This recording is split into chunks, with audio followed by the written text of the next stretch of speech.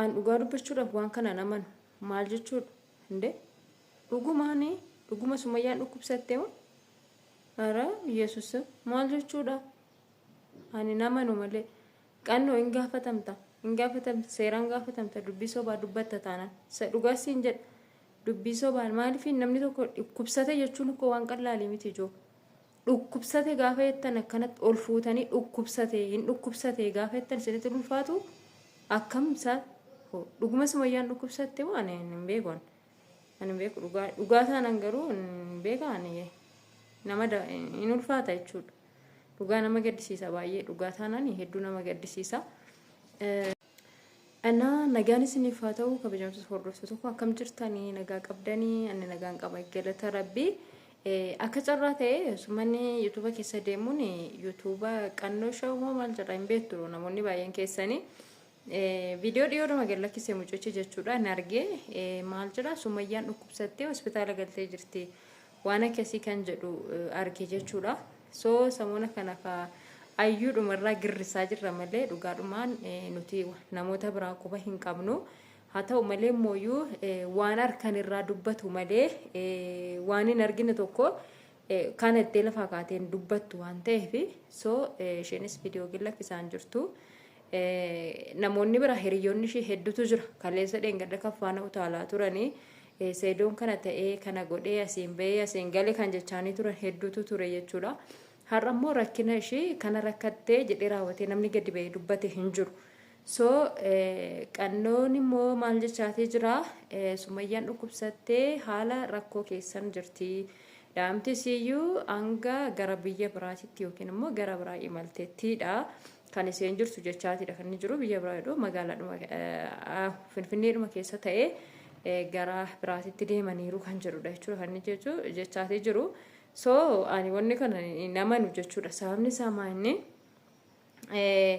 erga dhukkubsatteeti turte samoona viidiyoo na hojjattuyyuu osoo dhukkubsattuudha kan isheen hojjetaati turte haala gaariidhaan iyyuu miti kan isheen dubbataa turte jechaati kan inni jiru so gaafa sana silaa amma tokko yookiin keessi koollee nagaanan qabu yookiin immoo xiqqoo wayii dhiphina qaballee jetteen dubbatti callisteetuma akkasittiin tiniin jettu haa ta'u malee immoo ammas osoo dhuguma Sumayyaan dhukkubsatteetii jiraatte namoonni isheetti dhiyaatan namoota hedduutu jira kaleessa dheengadda kan jala shubbisaatii turanii jagnaa teenya jabaadhu sifaana jirraa asiin bahii asiin galii akkas ta'e akkana ta'ii jechaanii kan turan hedduutu jira jechuudha so har'a immoo jarreen suni gadi ba'anii raawwatanii Sumayyaan akka miidhamarra jirtu maaliif nuti miidhama ishee hin barbaannu jechuudha dhibamuu isheellee hin barbaannu miidhamuu isheellee hin barbaannu nama kamiyyuu haa ta'uti rakkina irratti yookiin immoo miidhama irratti yookiin immoo dhibee irratti namni namatti gammadu tokkollee hin jiru so ana akka kan kootitti na gaddisiisti hedduun ishee jaalladhaan irree kana duras dubbataatiin ture mucaa kana hedduun ishee jaalladhaan isa dhugaa dubbachuudha fi durirraa kaasee hedduun ishee jaalladhaanii ammallee nin jaalladhaan jechuudha nin kabajaanii nin jaalladhaanii so haa ta'u maleedha bakka kanatti mucaan kun dhuguma miidhamteetiirti yoo taate sabatti beeksisuu qabu maalifiin kophaa isheetti rakkatu hin qabdu waan ishee rakkise waan ishee dhibeetti ta'e saba kana waliin qooddattee raawwatte namni ishee bira dhaabachuu qaban jedha haa ta'u malee immoo sababni namicha kanaa jechuudha sababni namicha saayidoo kanaa jechuudha saayidootti kuniyyuu sababni isaa namoota baay'ee lafan taanetti kuffisaatii jira so ayyuu sargaatii jirtu akkam akka isheen taatii jirtu sababa isaatiin kana hunda kan isheen taatii jirtu mana namaatti seentee mana namaatti hin ba'u hanga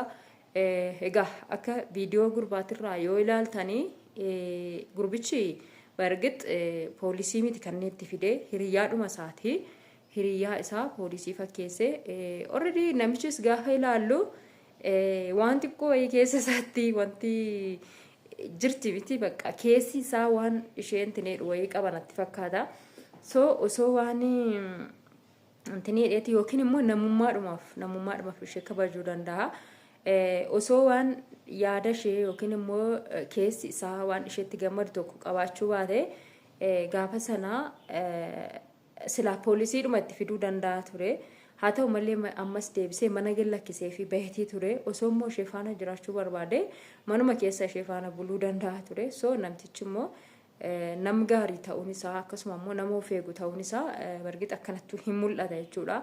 Haa ta'u malee mooyyuu ammas egaa ayyuun mana sana keessaa baate moo hin baane kan jedhu dhuma isaa hin argine nan ba'a jetteetti gurbicha ofirraa ufteetti malee ammas mana keessa deebitee bar lafti dukkanaa maal godhee tananii minaamna jechaati turte already mana sana keessaa hin baane.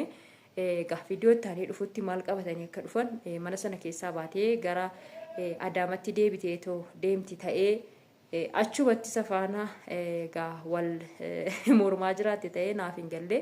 Haa ta'u malee amma kanaaf osoo hin taane waa'ee Sumayyaati jechuudha kanan dubbachuutii dhufe. Sumayyaa dhugumaan dhugaatti Sumayyaa dhukkubaatii jira ta'ee rabbiin ishee haa maaru. Haa ta'u malee mooyyuu namni tokko lafaa ka'ee raawwatee namni tokko hin dhukkubsataa yookiin immoo rakkinni kun mudateetii jira jechuun baay'ee gadeedha.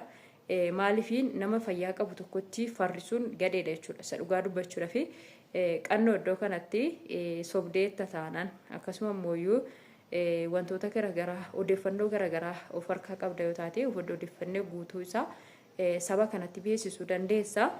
Immoo qaldiidhaaf yookiin immoo sobaaf waan akkasii jedhamoo ta'e sobamee hin jedhamu jechuudha dhugaa dubbachuudha fi namni kamiyyuu miidhame yookiin immoo miidhamuun isaa nama gammachiisu jechuudha. Isa dhugaa dubbachuu fi wanti nama gammachiisu tokko illee hin jiru.